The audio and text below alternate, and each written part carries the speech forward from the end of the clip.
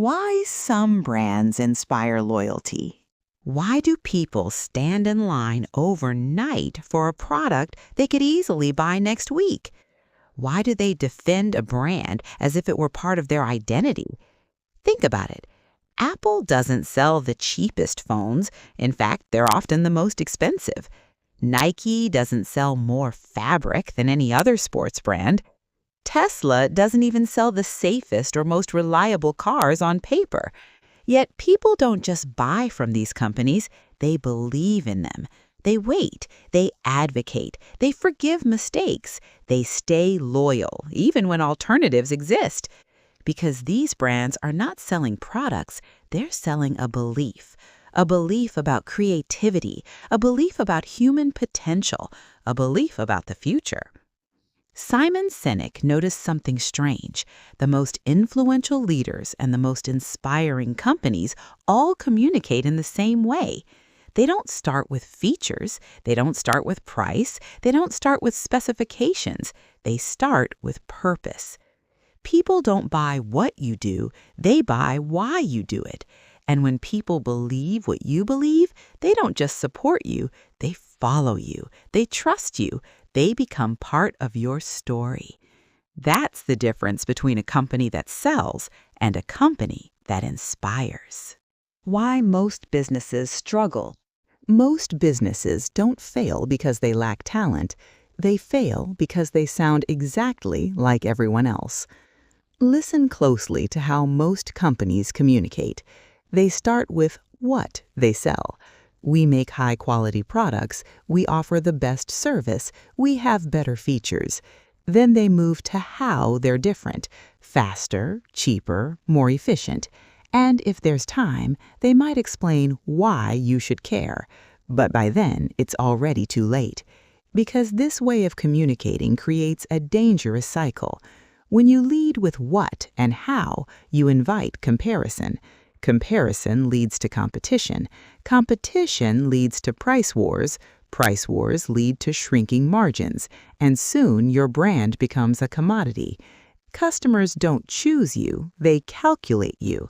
They compare features, they negotiate discounts, they switch the moment something cheaper appears, not because they're disloyal, but because you never gave them a reason to be loyal. Without purpose, there is no emotional connection. Without emotional connection, there is no trust. And without trust, there is no long-term success. When a business doesn't know why it exists, its customers won't know either. And in a world full of noise, clarity is the only advantage that lasts. The golden circle, core idea. At the heart of Start With Why is one simple idea that changes everything. Simon Sinek calls it the golden circle. 3 layers, 3 questions, 3 radically different ways to lead. At the center is why. Why do you exist? Why do you get out of bed every morning? Why should anyone care beyond money? Next comes how. How do you do what you do differently? What principles guide your decisions? What values shape your behavior? And on the outside is what. What do you sell? What product do you make? What service do you offer? Here's the problem. Most companies communicate from the outside in. They start with what they sell, they explain how it's better, and they rarely, if ever, explain why they exist. This makes sense, logically, but humans don't make decisions logically. Great leaders reverse the order. They start with why. They speak from belief, from purpose, from meaning. Then they explain how they bring that belief to life, and only then do they reveal what they sell. And something fascinating happens. People don't just understand them, they feel them. Because when your why is clear, it doesn't sound like marketing. It sounds like truth. Why is not profit? This is where most people get it wrong. They hear start with why and immediately say, our why is to make money. Our why is growth. Our why is market leadership. But Simon Sinek is very clear, that is not your why. Making money is a result. Revenue is a scorecard. Market dominance is an outcome. They tell you how well you're doing, not why you exist. Your why lives deeper than profit. It is your cause, your belief, your point of view about the world. It answers a different question. What change do we believe in? What problem do we exist to challenge? Why should this company exist even if money didn't? Profit matters, but profit is not purpose. Profit is fuel, and fuel is useless without an engine. Your why is the engine. It gives direction, it gives endurance, it gives meaning. Companies that chase only profit can grow fast, but they burn out faster. Because when challenges hit and markets shift and competition copies everything, only belief keeps people going. Companies without a why don't fail suddenly. They fade, they lose energy, they lose loyalty, and eventually they lose relevance. Biology of belief, why it works. This idea isn't motivational theory, it's biology. Inside every human brain are two powerful systems. The neocortex, the outer layer, it handles logic, facts, data, language, features, price comparisons. This is where we think. But beneath it sits something older, the limbic brain. This is where emotion lives. Trust, fear, love, loyalty, belonging. And here's the key insight. The limbic brain controls behavior and decisions, but it does not control language. That's why people often say, "I don't know why, it just feels right." They're not being irrational, they're being human. We feel first, then we explain. We buy first, then we justify. This is why marketing that only lists features sounds logical but feels forgettable, because it speaks to the neocortex, not the decision maker. Why speaks directly to the limbic brain. It creates connection, it builds trust, it triggers loyalty. What supports the decision, but it doesn't create it. Emotion opens the door. Logic just helps us walk through it. That's why people defend brands like they defend beliefs. Because once the limbic brain is convinced, emotion wins. Every time. Apple. A perfect example. Let's make this real. Apple doesn't start its message with products. They don't say, "We make great computers." That's what. Instead, Apple starts here. We challenge the status quo. We believe in thinking differently. That's why. Only after that do they talk about beautifully designed computers, simple software, intuitive technology. Same facts, same features, same technology any company could list, but the order changes everything. Why comes first? How supports it? What proves it? And something powerful happens. People don't just understand Apple, they identify with Apple. Buying an Apple product becomes a statement.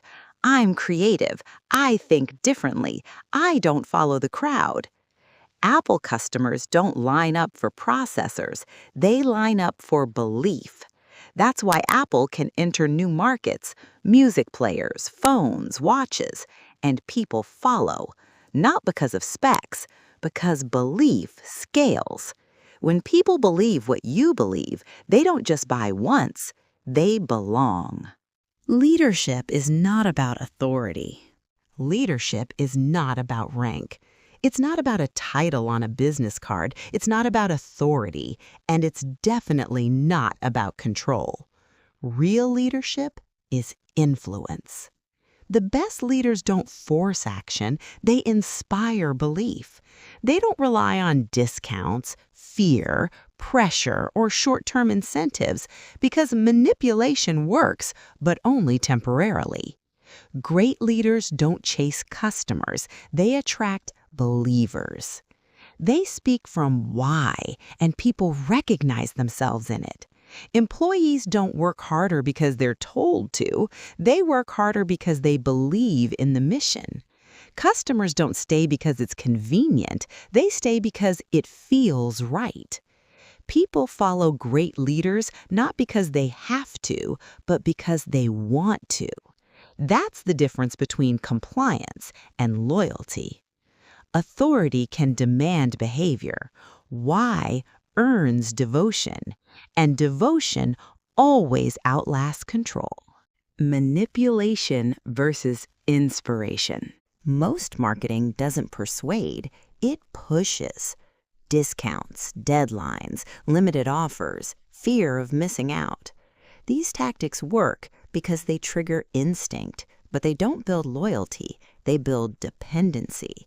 Customers buy once, then disappear. This is manipulation, and manipulation has a cost: price sensitivity, short attention spans, zero emotional connection. Inspiration works differently. Inspiration doesn't pressure, it resonates. When people believe in why you exist, they trust you, they defend you, they recommend you without being asked. They don't ask, is this the cheapest option? They ask, does this feel right?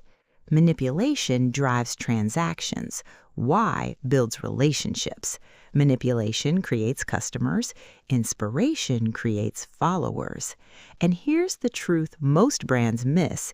You can buy attention, but you can't buy belief. Belief must be earned. Trust and loyalty. When customers believe what you believe, price stops being the deciding factor. They don't jump at every cheaper option. They don't leave at the first mistake. Instead, they stay.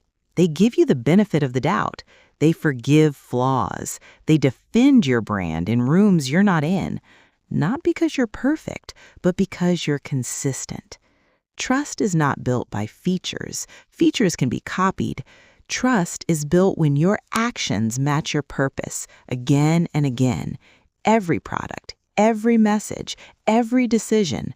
People don't form loyalty to logos or specifications. They form loyalty to meaning, to identity, to a belief that feels like their own. That's why the strongest brands don't compete on price. They compete on trust. And trust turns customers into advocates. Why must be clear and authentic. You can't fake your why. You can copy language, you can copy branding, you can copy campaigns, but you can't fake belief.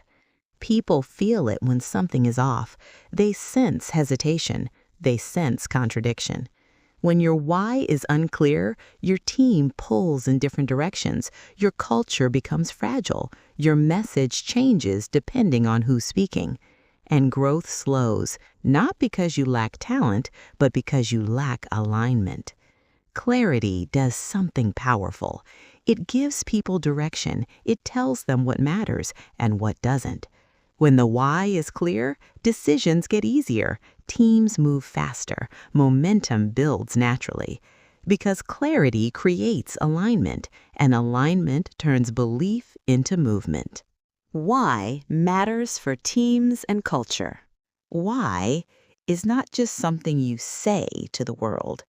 It's something your team feels every day. People don't wake up excited because of salaries or perks. They wake up excited because they believe their work matters. When people understand why they do what they do, work stops feeling like a transaction. It becomes contribution. They don't just complete tasks, they take ownership. They don't just show up, they care. And that changes everything. Retention improves, collaboration deepens, effort increases without force. Because culture isn't built with policies, posters, or ping pong tables. Culture is built when a group of people share the same belief and move in the same direction. When the why is clear, culture becomes strong. And strong cultures don't need motivation. They generate it. How to find your why. Your why is not something you brainstorm in a boardroom. It's not a slogan. It's not a mission statement written for investors. Your why already exists. It lives in the beginning, in the moment you decided to start. Why did this matter to you before there was money involved? What frustration made you say, someone has to fix this? Why is found in stories. The first customer you cared about, the problem that wouldn't leave your mind, the belief that pushed you forward when quitting was easier. You don't discover why by analyzing spreadsheets. You discover it by listening to your history, your patterns, your values. When you uncover that belief and articulate it clearly, everything aligns. Your message becomes simpler, your decisions become easier, and people don't just understand you, they recognize you. Start with why is a life philosophy. Start with why is not a business strategy. It's a way of living. When your why is clear, life becomes simpler, even when it's hard. People with a strong why say no without guilt, make decisions faster, feel less anxious about comparison, inspire without trying to impress. Because when you know why you're here, you stop chasing approval. You stop copying paths that don't belong to you. Purpose becomes an anchor. When motivation disappears, when results are slow, when doubt gets loud, why doesn't shout. It quietly points the way forward. It becomes your internal compass, not telling you how fast to move, but reminding you where true north is. And when you live from why, success is no longer something you chase, it becomes something you express. Final message, plus call to action. Simon Sinek leaves us with one simple truth. Clarity comes before success. Purpose comes before profit. Before strategies work, before marketing scales, before growth accelerates, you must know why you exist. Because when why is clear, decisions align, teams unite, customers believe. Start with why, and the how and what stop feeling forced. They fall into place. This is how movements begin. This is how trust is built. This is how ordinary work turns into meaningful impact. Subscribe to Insight Beam for timeless ideas that sharpen thinking, build meaningful brands, turn work into purpose. Because people don't follow companies, they follow beliefs.